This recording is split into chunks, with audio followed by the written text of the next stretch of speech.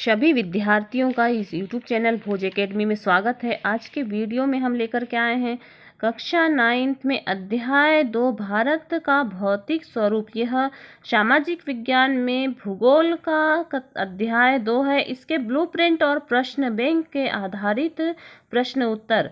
तो देखिए, इस अध्याय से कुल आपको 4 अंक के प्रश्न आएंगे, जिसमें 1 अंक का एक प्रश्न रहेगा और 3 अंक का एक प्रश्न रहेगा। तो अब हम देखते हैं इन प्रश्नों के। तो देखिए, सही विकल्प जो कि 1 अंक में पूछे जाते हैं। भारत का सबसे ऊंचा पर्वत कौन सा है? तो यह नीलगिरी का पर्वत है। उसके बाद में देखिए, उत्तर भारत के विशाल मैदान में पाई जाने वाली मिट्टियां तो जलोढ़ मिट्टी पाई जाती हैं। फिर देखिए, निम्न हिमालय तथा शिवालिक पर्वत के बीच की घाटी को क्या कहा जाता है? तो यह दून कहा जाता है। हिमालय के पूर्वी सीमा निम्नलिखित में से कौन सी नदी है? तो यह ब्रह्मपुत्र नदी है।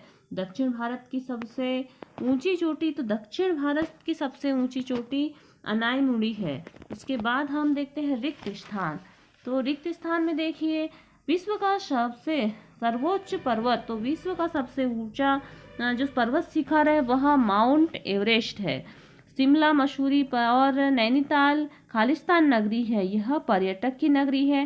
क्षेत्रफल की दृष्टि से भारत का सबसे बड़ा भौगोलिक प्रदेश है, तो वह उत्तरी मैदान जो है भौगोलिक प्रदेश सबसे बड़ा है। भारत में खारे पानी की झील कौन सी है? तो चिल्का झील खारे पानी की झील है।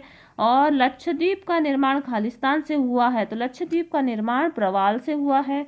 उसके बाद देखते हैं अब हम देखते हैं एक शब्द में उत्तर देने वाले प्रश्न, मतलब 1 अंक वाले प्रश्न। तो देखिए कि एक स्थलीय भाग जो तीनों ओर से समुद्र से घिरा है क्या कहलाता है? प्रायद्वीप कहलाता है। भारतीय मरुस्थल की सबसे लंबी नदी कौन सी है? तो भारतीय मरुस्थल की सबसे लंबी नदी लूनी नदी है।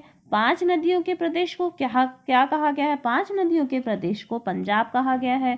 भारत का एकमात्र सक्रिय ज्वालामुखी कहाँ है? तो यह निकोबार द्वीप समूह में है। उसके बाद देखिए, काराकोरम पर्वत श्रेणी हिमालय के किस भाग में स्थित है? तो यह महान हिमालय में स्थित है। इस प्रकार से यह आपके 1 अंक वाले प्रश्न हुए। अब हम देखते हैं सत्य असत्य। तो हिमालय की सबसे लंबी श्रृंखला को शिवालिक कहा जाता है। तो हिमालय की सबसे लंबी श्रृंखला शिवालिक है, यह सत्य है।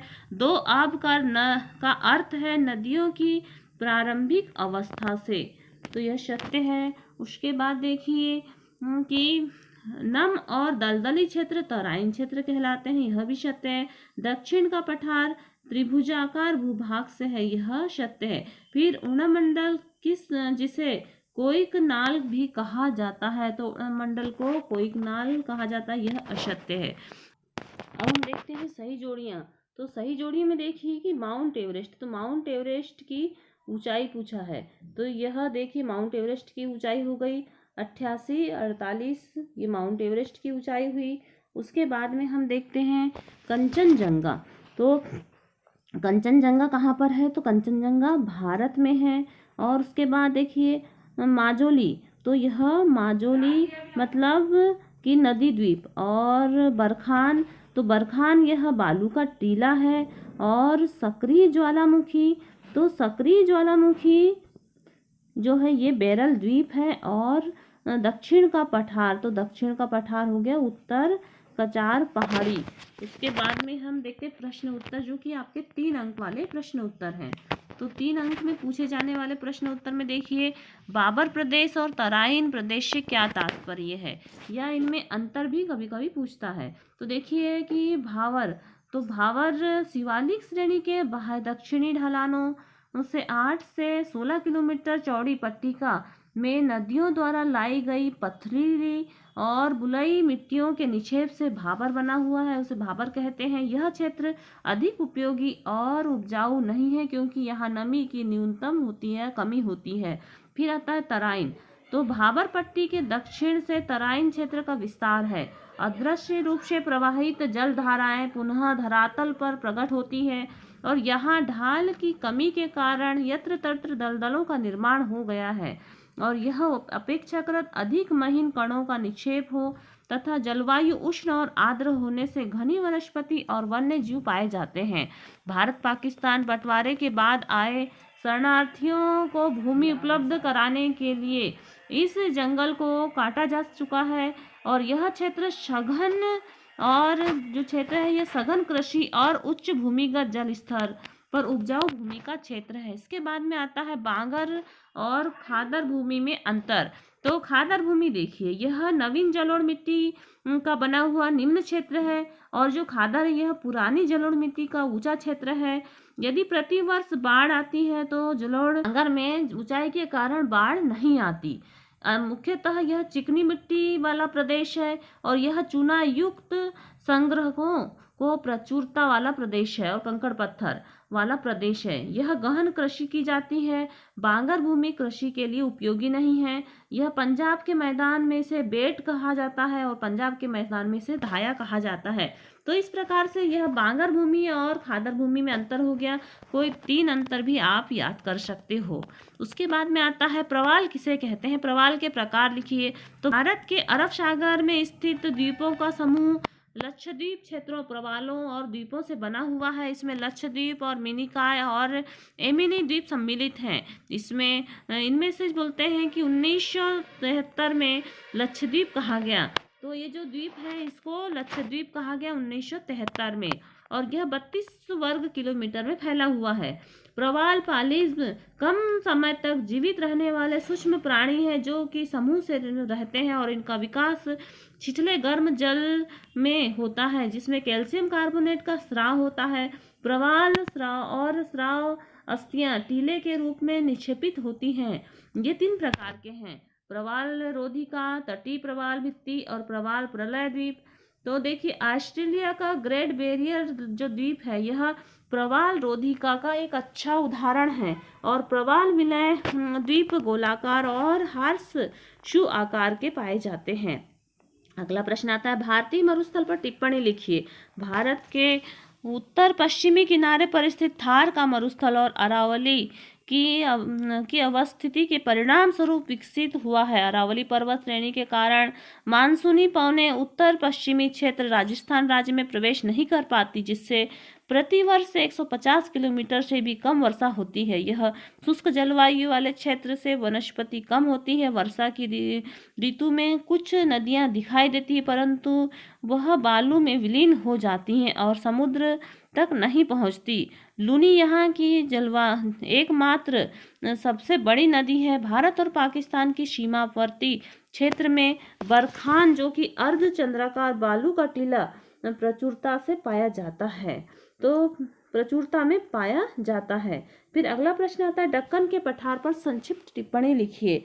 दक्कन का पठार एक त्रिभुजाकार आकृति का है। इसका विस्तार ताप्ती नदी के दक्षिण से दक्षिणी तट तथा पश्चिमी तट से पूर्वी घाट तक है। इसका विस्तार 7 लाख वर्ग किलोमीटर है। इसमें अधिकांश महाराष्ट्र, मध्य प्रदेश, छत्तीसगढ़, उड़ीसा, कर्नाटक, आंध्र प्रदेश और तमिलनाडु राज्य के क्षेत्र सम्मिलित हैं। यह पठार प्राचीन काल से ज्वालामुखी उद्गारों से निकलने वाले लावे के जम जाने से बना है। इसमें अत्यंत प्राचीन कठोर आग्नेय और रवेदार चट्टानों में निर्मित है और जीवाश्म रहित ग्रेनाइट, नीश, बेसाल्ट, बालू का पत्थर और क्वार्ट्ज पत्थर तथा चूना पत्थरों की प्रधानता होती है। कोयला और मैंगनीज, लोहा, सोना, अभ्रक और मैग्नेसाइट और बॉक्साइट, हीरा प्रचुर मात्रा में पाया जाता है। इसकी जो ऊंचाई है यह 600 मीटर और इसका समान ढाल पश्चिम से पूर्व की ओर हो रहे हैं। अगला प्रश्न है दोआब किसे कहा गया है। दोआब का अर्थ है दो नदियों का बीच का भाग। दोआब शब्द से मिलकर के बना है। जो अर्थात दो और आब अर्थात पानी, जहाँ दो नदियाँ अपने निक्षेप से उपजाऊ मिट्टी एकत्रित करती है। विश्व में इस प्रकार के अनेक क्षेत्र हैं जिसे दजला और फरात दोआब। भारत में गंगा और यमुना मध्य की भूमि दोआब कहलाती है, जो उत्तर प्रदेश में शिवालिक पहाड़ियों से लेकर इलाहाबाद के दोनों नदियों के संगम में फैल जाती है। तो इस प्रकार से यह प्रश्न हुए। अब अगला प्रश्न हम देखते हैं भारतीय मरुस्थल के निर्माण का मुख्य कारण लिखिए। तो भारतीय मरुस्थल के निर्माण के मुख्य कारण निम्नलिखित है। वनों की अंधाधुंध कटाई और पर्यावरण को नुकसान पहुंचाने से मरुस्थल का निर्माण हो रहा है। फिर देखिए दूसरा पॉइंट है, पर्यावरण प्रदूषण से वर्षा का कम होना और वर्षा की कमी के कारण नदियां बालू में विलीन हो रही है और मरुस्थल का निर्माण हो रहा है। तीसरा पॉइंट है, औद्योगिकरण से उपजाई मृदा मरुस्थल में परिवर्तित हो रही है। उसके बाद में अगला प्रश्न देखते हैं, भारतीय द्वीप समूह का सविस्तार वर्णन करो। भारतीय द्वीप समूह, भारत में 2 द्वीप समूह स्थित है। एक है केरल का मालाबार तट जो कि लक्षद्वीप समूह है और यह द्वीपों का समूह छोटे प्रवाल द्वीपों से बना है। इसे लंका द्वीप, मिनिकॉय और एमिनी द्वीप रखा गया था। पहले इसका नाम लंका द्वीप, मिनिकॉय द्वीप और एमिनी द्वीप रखा गया था। 1973 में इसका नाम लक्षद्वीप कर दिया गया। और फिर दूसरा है, बंगाल की खाड़ी में स्थित उत्तर से दक्षिण की तरफ फैले हुए द्वीप की श्रृंखला अंडमान निकोबार द्वीप कहलाती है। ये द्वीप आकार में बड़े और संख्या में बहुत मात्रा में होते हैं। उसके बाद में हम अगला प्रश्न देखते हैं कि तटीय मैदान को कितने भागों में बांटा गया है, इसका विस्तार से वर्णन करो। तो तटीय मैदान को 2 भागों में बांटा गया है, पश्चिमी तटीय मैदान और पूर्वी तटीय मैदान। तो एक प्रश्न इसमें यह भी आता है कि पश्चिमी तटीय मैदान और पूर्वी तटीय मैदान में अंतर लिखिए। तो दोनों का आंसर यही रहेगा। तो देखिए अब हम देखते हैं पश्चिमी तटीय मैदान। पश्चिमी तट, पश्चिमी घाट और अरब सागर के बीच स्थित एक संकीर्ण मैदान है। इस मैदान के 3 भाग हैं। उत्तर के तट में उत्तरी भाग को कोंकण मतलब मुंबई और गोवा, मध्य भाग को कन्नड़ और दक्षिणी भाग को मालाबार तट कहा जाता है। उसके बाद में पूर्वी तटीय मैदान, तो बंगाल की खाड़ी के साथ विस्तृत मैदान चौड़ा एवं समतल है। उत्तरी भाग में इसे उत्तरी सरकार कहा जाता है जबकि दक्षिणी भाग में कोरोमंडल तट के नाम से जाना जाता है। इसमें मुख्य नदियों के पूर्ण विकसित डेल्टा पाए जाते हैं। बड़ी नदियां जैसे कि महान नदी है, गोदावरी है, कृष्णा, कावेरी इस तट पर विशाल डेल्टा का निर्माण करती है। चिल्का झील पूर्वी तट में स्थित एक महत्वपूर्ण इसका एक लक्षण है। भारत को कितने भौगोलिक भागों में बांटा गया है? तो देखिए भारत को मुख्यतः 6 भौगोलिक भागों में बांटा गया है। नंबर 1 हिमालय पर्वत श्रृंखला, नंबर 2 में आएगा उत्तरी मैदान, प्रायद्वीप का पठार, भारतीय मरुस्थल, तटीय मैदान और द्वीप समूह। से इस अध्याय के महत्वपूर्ण प्रश्न बैंक आधारित प्रश्न उत्तर हुए और नेक्स्ट वीडियो में हम अगले अध्याय के प्रश्न बैंक आधारित और ब्लूप्रिंट आधारित प्रश्न उत्तरों की जानकारी देंगे। तो लगातार वीडियो को प्राप्त कीजिए और आपने यदि इस चैनल को सब्सक्राइब नहीं किया है तो आप इस चैनल को सब्सक्राइब करें, बेल आइकन दबाएं, वीडियो को अधिक से अधिक छात्र छात्राओं तक शेयर करें ताकि सभी छात्र छात्राओं का अध्ययन जारी रहे। धन्यवाद।